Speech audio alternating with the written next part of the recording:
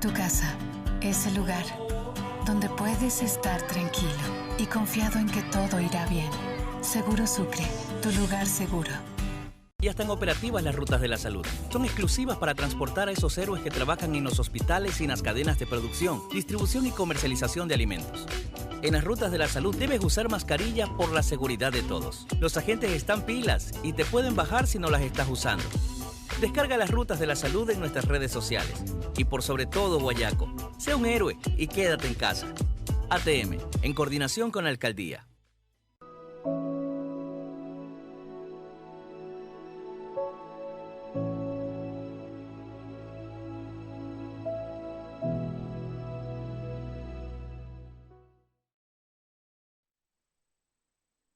Bienvenidos todos, muy buenos días, ¿cómo están? Yo soy Anderson Boscán, esto es Café La Posta, un espacio para revisar la coyuntura política y la actualidad nacional. Hoy es lunes 20 de abril del año del Señor 2020, agradecimiento especial a quienes se conectan ya a la señal de La Posta y a quienes hacen posible que nos encontremos aquí cada mañana. Un abrazo sincero para la ATM de Guayaquil, para Seguro Sucre, porque tu lugar seguro es tu casa, Seguro Sucre es también tu lugar seguro, y también por supuesto para Melate, cuyas puertas volverán a abrir cuando la vida vuelva a su ritmo y dejemos de estar todos en cuarentena. De momento, cafecito en casa nada más, quédate en casa, ya lo sabes, recuérdalo. Vamos a hacer una revisión de los hechos. Esto es En Caliente.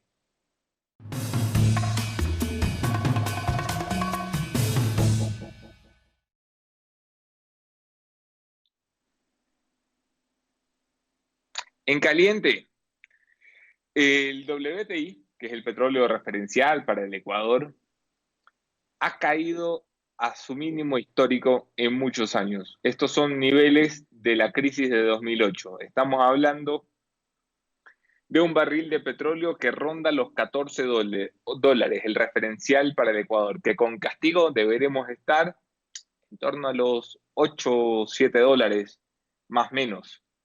Esto significa un golpe durísimo a la economía ecuatoriana, tremendamente golpeada ya, porque recordarán ustedes que el presupuesto del barril de petróleo para este año bordeaba los 55, algo de dólares. Pasar de 55 dólares a 7, 8 dólares, que es lo que estamos hoy, es un golpe significativo. El Ecuador queda por debajo del costo de producción, muy por debajo del costo de producción. Es decir, ya no solamente perdemos plata por el precio del petróleo, ahora perdemos plata por sacar petróleo. El ministro de Hidrocarburos, René Ortiz, esta mañana en Ecuavisa, hace muy pocos minutos, ha dicho lo siguiente, y hago cita textual del ministro: este es el momento histórico, no hay otro momento, no habrá ningún sacrificio para el consumidor. Consultado por los periodistas sobre el posible levantamiento o revisión de los subsidios de combustible y su precio en el mercado. ¿A qué se refiere el ministro? Recordarán ustedes que este país intentó revisar los subsidios hasta que el señor Jaime Vargas y el señor Leonidas Issa salieron a incendiar el país con el cuento de que era muy doloroso para el Ecuador tener los subsidios de 6.000 millones de dólares al año y tener que revisarlos. Hoy, con el precio internacional por el suelo, lo que haría una revisión de los subsidios, liberalizar los precios de los combustibles en Ecuador, es que hoy el combustible valga menos que cuando se tome la medida. Es decir, si hoy se liberalizan los combustibles, al estar el precio internacional en un precio tan bajo, los ciudadanos terminaríamos pagando menos. ¿Esto es posible? Sí, requiere una voluntad política del carajo. Con un gobierno con una credibilidad tan baja, con una aceptación tan baja, con una aprobación tan baja, requiere tener pantalones para tomar la decisión que ya tuvieron que retirar en octubre. Pero hoy sí que los ciudadanos sentirían un precio más bajo. Sería temporal hasta que los precios del combustible se vuelvan a recuperar, pero esto no pasará con la baja de consumo que hemos tenido producto del coronavirus en todo el país. Hablando de medidas, hoy es 20 de abril y como ustedes saben, el COE Nacional ha dispuesto que todas las provincias siguen en semáforo rojo de momento. Esto significa que sigue la restricción de movilidad, siguen las restricciones de circulación en todo el territorio nacional, aunque desde hoy se implementará un plan piloto en algunos proyectos de la construcción para ver si es posible que de forma paulatina algunas industrias vuelvan a empezar a producir. Un informe de la PwC que estuve leyendo la tarde de ayer, muy preocupante, muy bien hecho, pero muy preocupante, hablaba de la pérdida de liquidez de la mayoría de sectores y de industrias. El 50% de las industrias de este país solo tenía liquidez, plata en cuenta, para enfrentar un parón de emergencia de 30 días. Ya estamos por sobre los 30 días, muchas industrias están ya ahogadas y asfixiadas, entre esas la construcción, entre esas la hotelera, entre esas la turística, entre esas los emprendimientos, los restaurantes. Hay muchos que ya están quebrando, que ya están cerrando puertas porque ya no hay plata. Ante esta situación, debemos esperar todavía lo que se resuelva en la Asamblea Nacional. Recordarán ustedes que el jueves por la tarde-noche llegaron los dos proyectos de ley que se esperaban en la Asamblea Nacional. Habrá que ver si son capaces de pasarlos los asambleístas. Suena muy poco probable según la revisión que he estado haciendo bancada por bancada. Hay muchos peros todavía, la ley se sigue leyendo, se sigue consumiendo de a poquito, es una ley complicada de entender en su magnitud y complejidad, pero yo creo que hacia miércoles o jueves tendremos los primeros pronunciamientos de bancadas de si la ley puede pasar, si la ley va a pasar, si hay otras alternativas para pasarla.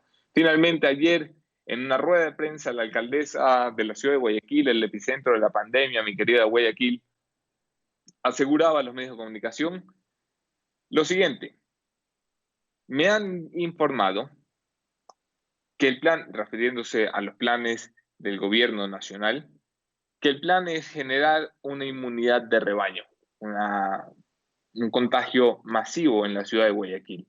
Cito textualmente a la alcaldesa: me dijeron que la intención en Guayaquil era que la curva de casos siga subiendo hasta que exista una inmunidad de rebaño.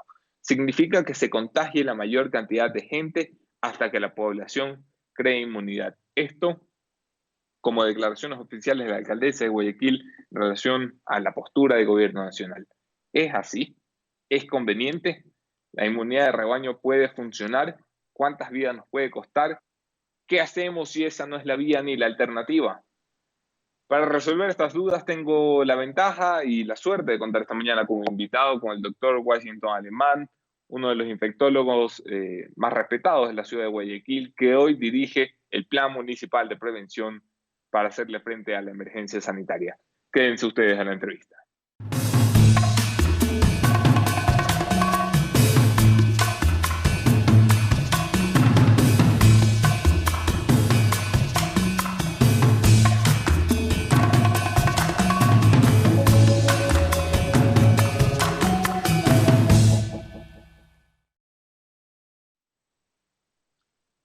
Yo soy Anderson Boscan en todas las redes, podemos seguir allí la conversación. Un abrazo especial a quienes comparten nuestros contenidos, los quiero más que si no los comparten. Bienvenido, doctor Alemán, lo tenemos ya en pantalla. ¿Cómo está? Muy buenos días y agradeciendo por la invitación para poder conversar con ustedes a través de tu prestigioso medio. Doctor Alemán, empecemos por esto último que acabo de citar en la introducción, unas declaraciones de la doctora Cintia Viteri que asegura que en planes de gobierno está la inmunidad de rebaño. Quiero comenzar antes de su apreciación por una explicación. ¿Qué es esto de la inmunidad del rebaño? Bueno, la inmunidad de rebaño no es más ni menos que dejar que la población, una vez expuesta a un determinado agente infeccioso, en este caso una enfermedad nueva en donde ninguna persona hemos tenido contacto con este agente, la población poco a poco va a ir generando lo que se conoce como anticuerpos, como lo que se conoce como inmunidad. Eso naturalmente pasa con muchas enfermedades infecciosas. Lo que hay que tratar de medir es la consecuencia muchas veces de manera paralela, ¿no? Yo creo que la inmunidad de rebaño es algo que naturalmente pasa si tú no haces nada, porque las personas poco a poco se van infectando y poco a poco van generando resistencia. Esto quiere decir que si vuelven a estar expuestos ante el mismo microorganismo, es probable que ya su organismo tenga una memoria y por lo tanto ya no va a ser severo en algunos casos o en algunos otros casos no le va a dar, ¿no? Entiendo. Vamos a su lectura de esta afirmación de la alcaldesa, que además yo he podido corroborar por fuentes diversas e independientes vinculadas al Ministerio de Salud, que está en los planes y está sobre la mesa. ¿Es deseable que esta sea la estrategia del gobierno nacional, que se contagie la gran mayoría de los guayaquileños para que genere resistencia y puedan volver a la calle tranquilamente? Porque suena lógico. Mira, yo creo que más que sea el camino es lo que va a pasar. O sea, yo creo que eso nadie lo va a dudar, y en todas partes del mundo la inmunidad de rebaño va a existir. Y yo creo que eso nadie lo está discutiendo, y no creo que nadie esté en contra, ni tampoco nadie lo va a cambiar. Yo creo que lo que hay que tratar de discutir es qué medidas colaterales yo voy a implementar para que este porcentaje de la población que probablemente va a tener una consecuencia o va a tener una enfermedad severa y que está relacionada con algo que se llama mortalidad, yo creo que eso es lo que hay que tratar de discutir, ¿no? O sea, ¿qué medida paralela yo voy a implementar en áreas para que no exista tanta mortalidad? Esto no puede ser de cruzar los brazos desde la autoridad y decir dejemos que se contagien todos, mueran los que mueran, se salven los que se salven. Exactamente, yo creo que eso es algo que en enfermedades infecciosas ocurre naturalmente, y nadie puede muchas veces oponerse, excepto que haya una vacuna que corte esta inmunidad de rebaño. Quienes estamos acá y quienes estamos ayudando, o quienes como médicos estamos tratando de salvar vidas, porque yo creo que uno de los objetivos en este momento de la epidemia, sobre todo en Guayaquil, además de tratar de cortar la cadena para bajar un poco la velocidad de la epidemia, otro de los objetivos es tratar de que la gente no se muera, porque probablemente no podemos no hacer nada, ¿no, verdad? Y ver que el 1%, que en teoría es la mortalidad de esta enfermedad, no podemos tampoco permitirnos no implementar acciones que vayan a ayudar a disminuir esta mortalidad, ¿no? Doctor, usted está al frente de la emergencia sanitaria por parte del municipio de Guayaquil. ¿Cómo nos describe hoy la situación de Guayaquil a quienes estamos fuera de la ciudad? ¿Qué es lo que está pasando ante sus ojos? Lastimosamente, las acciones que estamos tomando es probable que se puedan tomar como tardías. Ya llevamos más de 4 semanas desde que inició la etapa grave del pico, donde hubo una rápida expansión de la infección. Y es probable que haya una sensación de que muchas de las medidas que se están tomando ahora, ¿por qué no las tomamos antes, no? Yo creo que todos tenemos esa sensación.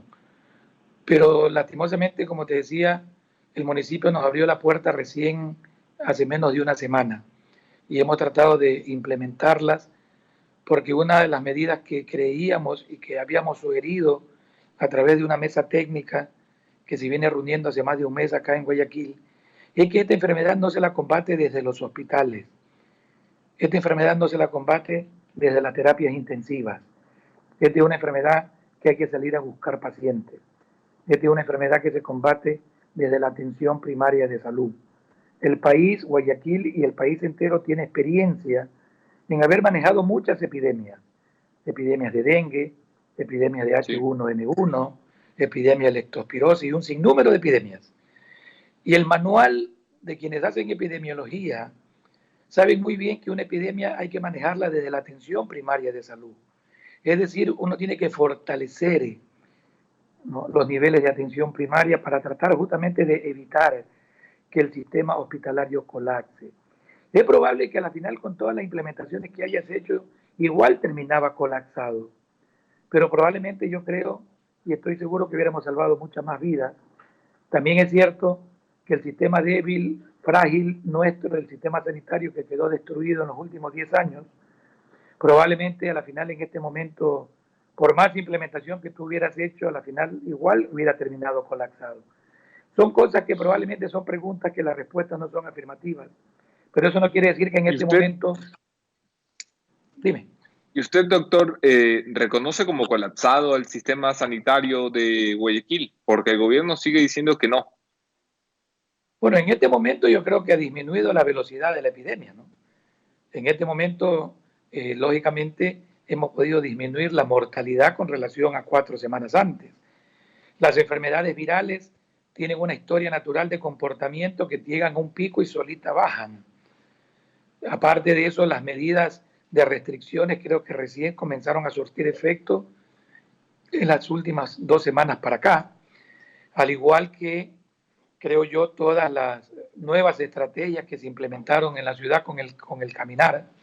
Y es probable que eso haya disminuido un poco la pesadilla que vivimos hace 4 semanas, cuando no tenías una sola cama en emergencia y tenías gente durmiendo fuera de los hospitales, claro, y los pacientes morían fuera de las emergencias, ¿no? ¿Qué se está haciendo distinto hoy? Mira, yo creo que lo que se está haciendo distinto en este momento es de que estamos fortaleciendo el sistema primario de salud. Creemos y hemos conversado con todos los actores de salud, no solamente municipios, sino también Ministerio de Salud, Seguro Social, parte privada, que hay que fortalecer el sistema primario, ¿no? Esto quiere decir que hay que colocar sitios estratégicos en las áreas donde tienes mayor incidencia, para tratar de que este paciente no ande por todas partes en la ciudad buscando una atención. Porque como te decía, más del 80% de quienes están infectados probablemente no les va a pasar nada, ¿ya? Un 15% de la población van a tener síntomas muy leves. Y hay un 5% que son los que se van a complicar. Y de ese 5% hay un 1% que es el que probablemente va a requerir terapia intensiva y se va probablemente a fallecer. Esta cifra que la maneja el mundo entero, probablemente variarán un poco de números para arriba o para abajo, pero bajo esos números es que uno tiene que tratar de implementar medidas. Entonces uno tiene que tratar de cuidar ese 5% que van a tener enfermedades más moderadas o severas, para tratar de prevenir que los pacientes no se compliquen y que no se mueran. Porque gran parte de ellos van a cumplir la curva natural de la infección y probablemente va a ser, como en teoría decían, una gripe fuerte, pero lo que nos preocupa, claro, es el paciente diabético, el viejito, ese que esa gripe fuerte lo va a complicar. ¿Qué hay de los tratamientos, doctor? Ya sabemos que no hay tratamiento probado para todos, pero hay muchos países que están experimentando con un sinnúmero de tratamientos diferentes. Algunos con más resultados, mejores resultados, otros con peores resultados. ¿Qué se está aplicando en el Ecuador? Mira, yo creo que aquí hay que tratar de diferenciar, porque lastimosamente la ansiedad y la angustia ha llevado a que las personas se automediquen y que los médicos apliquen cualquier artículo que salga en alguna revista, ¿no? Tal cual como tú lo dijiste, ningún tratamiento en este momento garantiza la curación de la infección por el virus. Todos los tratamientos son experimentales, estamos esperando resultados, pero eso no quiere decir que ante la crisis sanitaria probablemente uno tenga que implementar, a pesar de que después tenemos que ver si los resultados han sido buenos o malos. En Guayaquil estamos haciendo lo que el mundo entero está haciendo, dar diversos tratamientos, pero lo que siempre estamos insistiendo es que esto no puede ser automedicado. Son tratamientos que tienen que ser dirigidos por un médico que haga una evaluación previamente para medir el riesgo, claro, y el beneficio. Y son, claro, tratamientos que hay que quedar claro en la población que su mayor beneficio, a pesar de que esto no podemos decir qué tan porcentaje son beneficiosos o no, es cuando uno los da de manera precoz. Y aquí hay que tratar de puntualizar algo, que una cosa es una enfermedad dentro de los primeros 7 días, donde es probable que estos medicamentos tengan un mejor beneficio, y otra cosa es cuando los pacientes llegan a partir del 7º día, donde los tratamientos ya no son para el virus, los tratamientos son para las complicaciones de que el virus produjo en ese paciente. Y eso es lo que hay que tratar de dejar claro, de ayudar a difundir a la población, porque si nosotros podemos captar como signos de alerta pacientes precozmente, vamos a poder ayudar a que no terminen de complicarse, y esta complicación es la que los lleva a la terapia intensiva y los lleva a la muerte. Por eso que las 2 últimas semanas que hemos podido aprender rápidamente el manejo de esta epidemia, hemos podido salvar muchas vidas, porque yo creo que los médicos ya conocemos mejor el manejo. Tenemos que seguir aprendiendo, pero creemos que la conocemos mucho mejor y hemos podido ayudar, vuelvo y te repito, a salvar vidas y a que hayan menos pacientes en las terapias intensivas. Lo entiendo. Sobre este 1% que es la mortalidad global con base en la estadística de Naciones Unidas de la OMS, para quienes están preguntando de dónde sale el 1% en la caja de comentarios, algo que solamente como digresión y como entre paréntesis, en el Ecuador no se ha cumplido esa estadística porque si uno se remite a los números oficiales, con las sospechas de COVID incluidas, este país superaría el 5% de muertes en base al universo, con base en el universo de contagiados, siempre según los números oficiales, que ya se ha hablado mucho del subregistro. Pero con este 5% dice usted que necesita de cuidados intensivos, de entrar en las unidades de cuidados intensivos, ¿qué es lo que se hace en una unidad de cuidados intensivos? Cuando alguien entra allí, ¿qué es lo que necesita? Y se lo pregunto más que por curioso, por saber si tenemos los insumos médicos necesarios para atender a la gente en terapia intensiva. Mira, las cifras que se manejan son cifras que la propia Organización Mundial de la Salud la viene manejando desde el inicio de la epidemia, ¿no? Que habla el famoso 80-15-5. A 80% de personas no les va a pasar nada, son asintomáticos o síntomas muy leves. El 15% que van a tener síntomas moderados y que muchos de ellos pueden ser manejados ambulatoriamente. Y un 5% que se van a internar y muchos de ellos pueden pasar a las terapias intensivas y se dice que un 1% puede tener mortalidad. Esas son cifras frías. Sí, correcto. Que van a depender de los países. Entonces, lo que creemos es que no va a existir ninguna terapia intensiva en el mundo que probablemente pueda recibir a los pacientes si nos sentamos a esperar que los pacientes lleguen a las terapias intensivas. Porque tú mañana construyes 1000 camas y la vas a tener llena en una semana y luego tendrás que construir 1000 más. Por eso es que creemos que tenemos que salir a buscar a los pacientes para tratar de que no lleguen a las terapias intensivas. Entonces, las terapias intensivas, de 10 pacientes que llegan, probablemente 5 o 6 se van a morir. O sea, la mortalidad de un paciente que llega a la terapia intensiva se calcula que está alrededor del 50%. El 50%, más sí.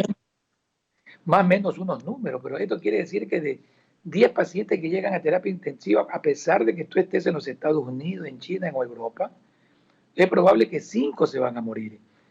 Y no solamente es eso, sino que un paciente en terapia intensiva, la estancia que este paciente tiene que estar internado, se va a prolongar un promedio alrededor de 11 a 12 días. Y los costos que un paciente en terapia intensiva cuesta, se calcula que tiene que estar alrededor de los $3,000 a $4,000 diarios. Probablemente va a acabar o va a pulverizar cualquier presupuesto que esté destinado para cualquier sistema de salud. O sea, esto no solamente pasa con esta enfermedad, pasa con cualquier paciente en terapia intensiva que requiera su manejo de una manera adecuada. Por eso que no debe de existir, ¿no, verdad? Dudas en que esto hay que prevenirlo. Y prevenirlo significa implementar todas las medidas que tengan al alcance para justamente tratar de evitar que los pacientes lleguen a las terapias intensivas.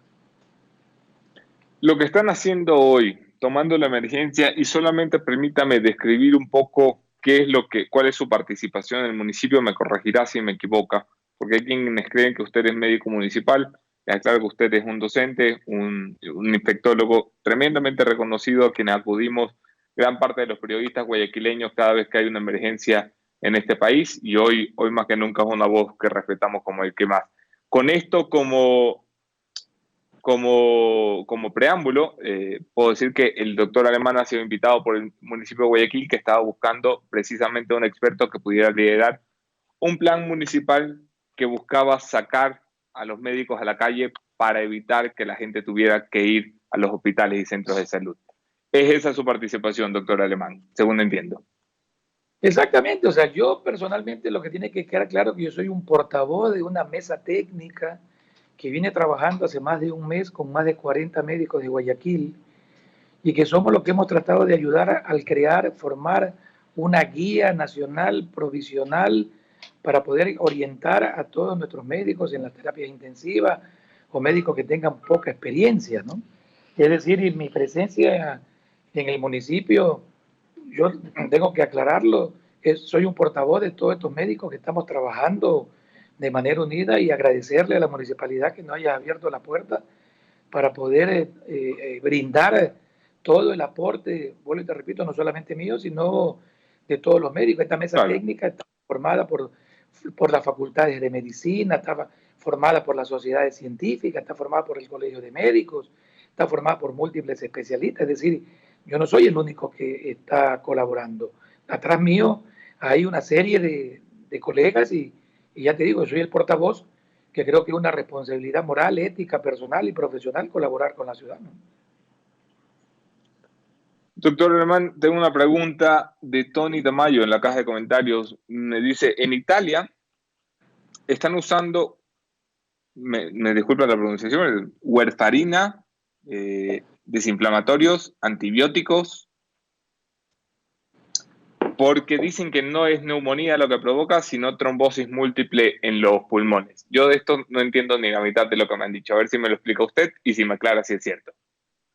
Bueno, cuando yo te explicaba antes de que los tratamientos tenemos que dividirlos en drogas que sirven para, en teoría, matar o disminuir al virus.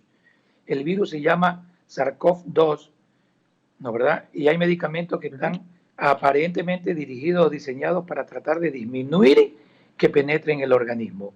Estas drogas son las más conocidas, la hidroxicloroquina. Okay. Y hay otros tratamientos que, como te mencionaba, es para mejorar las complicaciones que produce el COVID como enfermedad. Y estas enfermedades, el COVID, que es la que se presenta, ya te decía, entre el 7º y de ahí para adelante, es donde es la que mata a los pacientes. Y eso es lo que nosotros estamos haciendo aquí hace ya más de 2 o 3 semanas. Eso es lo que hemos implementado, porque ahí no se necesita ya drogas antimaláricas. Ahí se necesitan tratamientos ya especiales, como son corticoides, como son drogas como el tocilizumab, ¿no? Drogas tenemos que anticoagular a los pacientes porque estos pacientes hacen trombosis.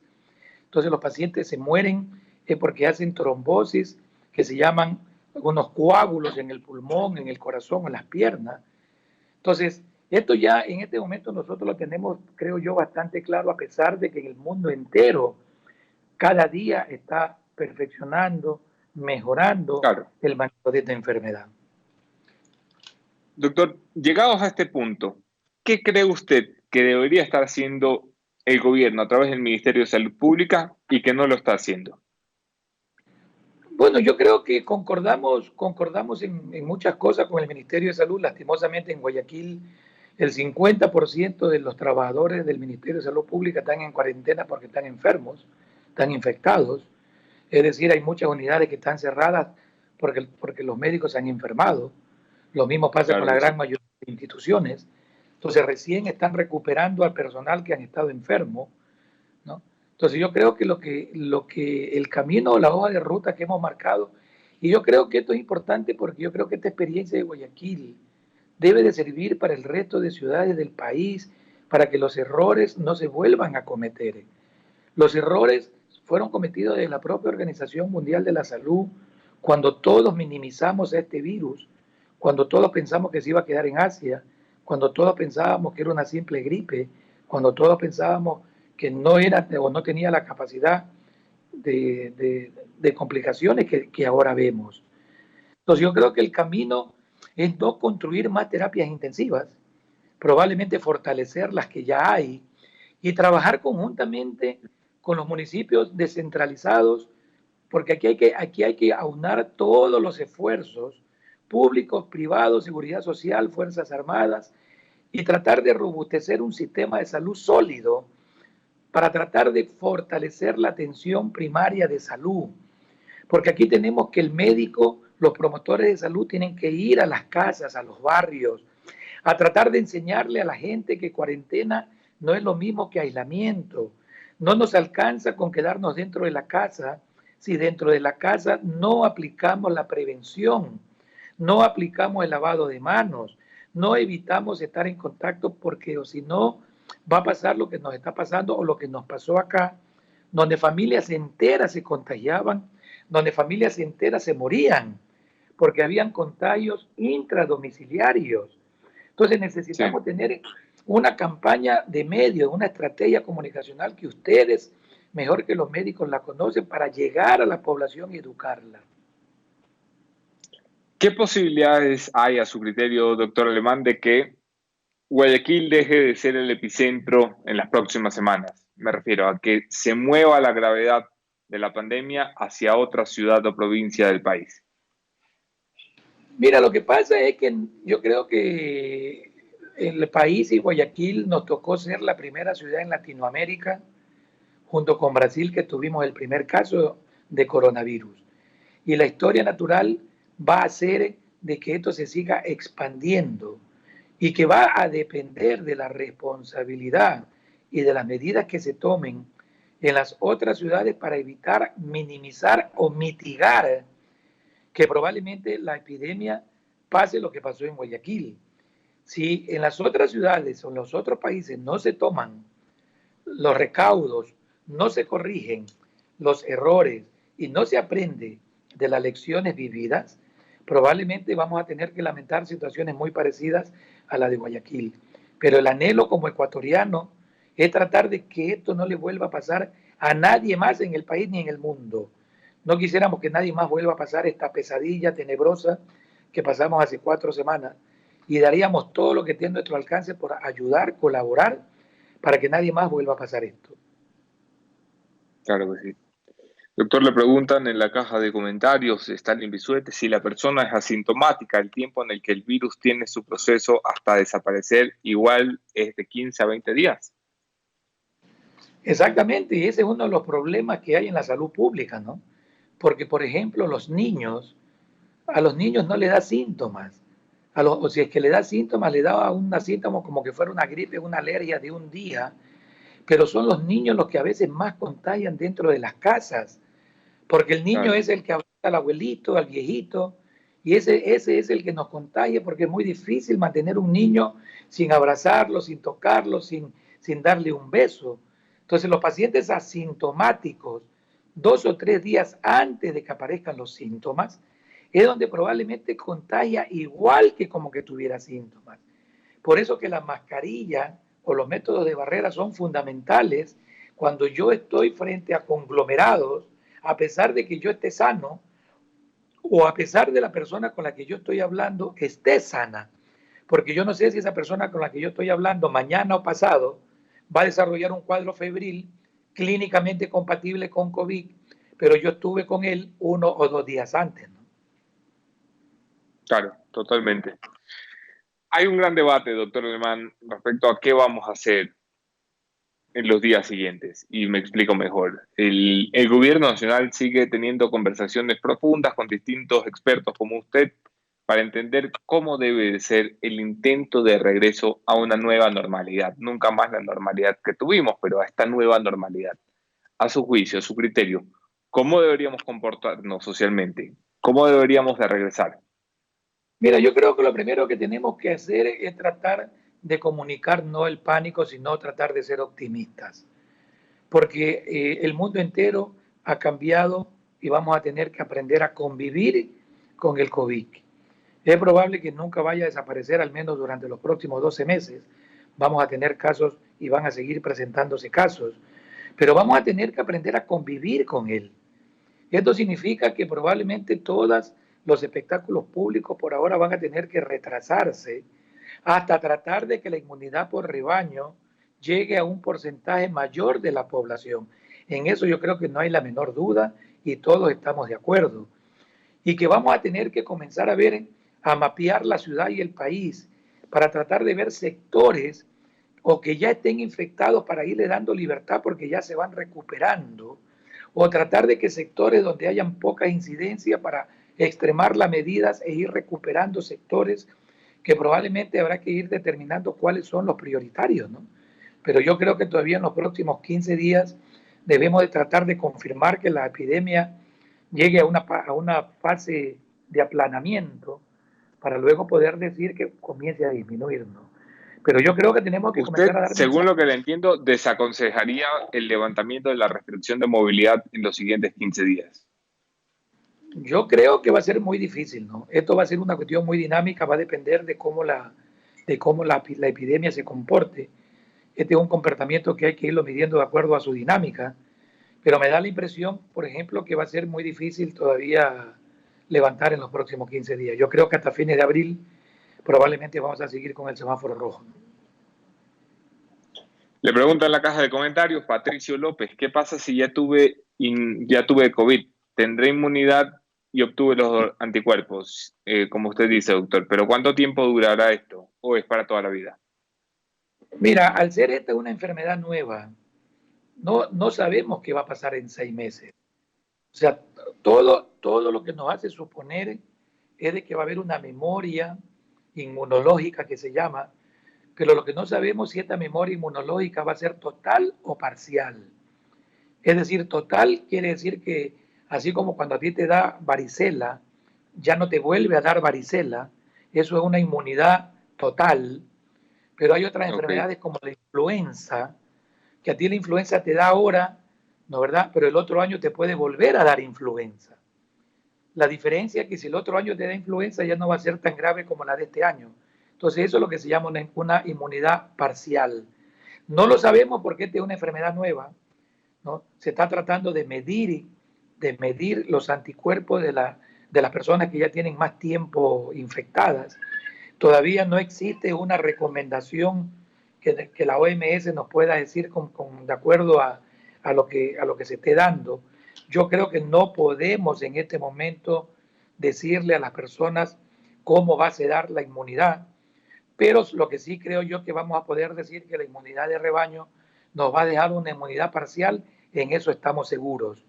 No sabemos si esta inmunidad vaya a ser total, ¿no verdad? Probablemente no, pero yo creo que esto disminuye a que la gravedad en las próximas exposiciones probablemente no sean tan severas como la de ahora.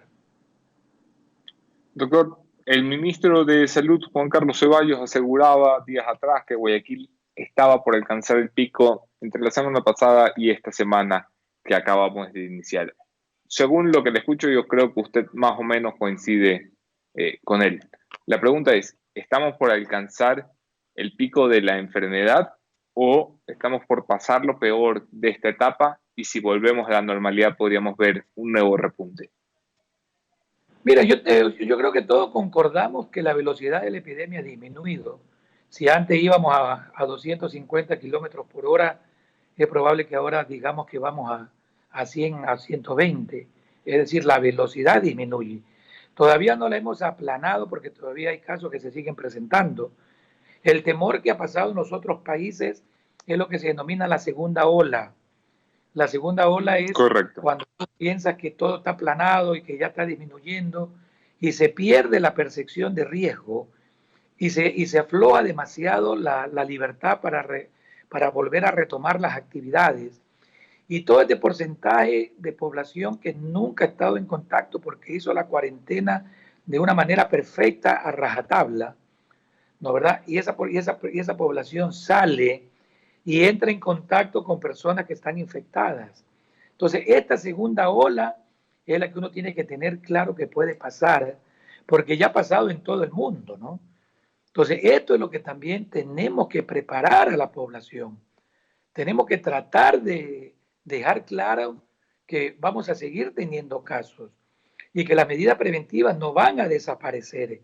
Que si comenzamos a liberar un poco la cuarentena, no significa que vamos a abrir los estadios, los escenarios, los espectáculos públicos, sino que vamos a comenzar con actividades económicas que no reúnan tanta gente dentro de sí, ¿no? Doctor, le dejo como mensaje final para la audiencia. Le agradezco muchísimo el tiempo y la paciencia para explicarnos en palabras sencillas la complejidad de la situación que se enfrenta. Le envío un fuerte abrazo y deseos de éxito en su tarea. Mira, yo creo que el mensaje es de que a pesar de la emergencia sanitaria que vive el país y sobre todo Guayaquil, yo creo que vamos a salir de esto. Eso yo tengo la plena seguridad. Guayaquil tiene una historia de haber tenido muchas epidemias en su historia, la fiebre amarilla, y de todas se levantó y pudo salir. Yo creo que esta no va a ser la excepción, que esto tiene que unir al país tratando de empujar todos hacia adelante, que no es el momento de buscar errores, sino de corregirlos, es el momento de sumar y de empujar. Ya habrá momentos en donde la historia nos dirá quiénes son los que nos equivocamos, quiénes no, pero yo creo que este es el momento en que todos tenemos que arrimar el hombro y sacar el país adelante. El doctor Washington Alemán, infectólogo, una de las voces más prestigiosas de la materia en la ciudad de Guayaquil. Gracias por acompañarnos, doctor. Gracias a ustedes. Escucharon ustedes al doctor Alemán, algunas cosas que apuntar. Sí, ha pasado lo peor en Guayaquil en cuanto a la velocidad de contagio, aseguraba el doctor Alemán en su intervención final, pero todavía no hay que descartar la posibilidad de una segunda ola de contagios en la ciudad si se retiran las medidas de restricción demasiado pronto, si se afloja demasiado la cuerda para los ciudadanos. Ha asegurado que el plan del gobierno nacional debería estar enfocado a intentar evitar la propagación del virus hacia otros territorios de la ciudad, y esto aplicando la medicina preventiva más que incrementando la capacidad de las unidades de cuidados intensivos. Nos recordaba que las cifras de quienes se salvan de una terapia intensiva oscilan solamente en torno al 50%, esto es 1 o 5 de cada 10, 1 de cada 2 termina por fallecer y no superar la etapa de terapia intensiva. Para quienes llegaron al final de la entrevista, el doctor Alemán no es representante del Ministerio de Salud Pública, ni siquiera es representante del municipio de Guayaquil, es simplemente un experto que está colaborando, como tantos otros doctores, para intentar hacerle frente a la epidemia desde donde buenamente sea posible. Nos recordaba el doctor Alemán la gravedad de la situación en la ciudad de Guayaquil, donde al menos la mitad de los médicos está en cuarentena, en terapia intensiva o con síntomas graves, y por lo tanto hay un ausentismo importante en los centros médicos de la ciudad, no solo de los del Ministerio de Salud Pública, los de la Junta de Beneficencia, los de la red de seguridad social y la red de clínicas privadas. Lo peor ha pasado, les repito, lo peor ha pasado en cuanto a la velocidad de contagio. Eso no deja de ser alentador, no deja de presentarse como una luz del final del túnel, pero que de ninguna manera sirva para que bajemos la guardia y relajemos las precauciones. Terminamos este programa de esta mañana, un programa especial con una voz eminentemente técnica para hablar un poquito de política. Esta es mi conclusión de esta mañana, el punto final.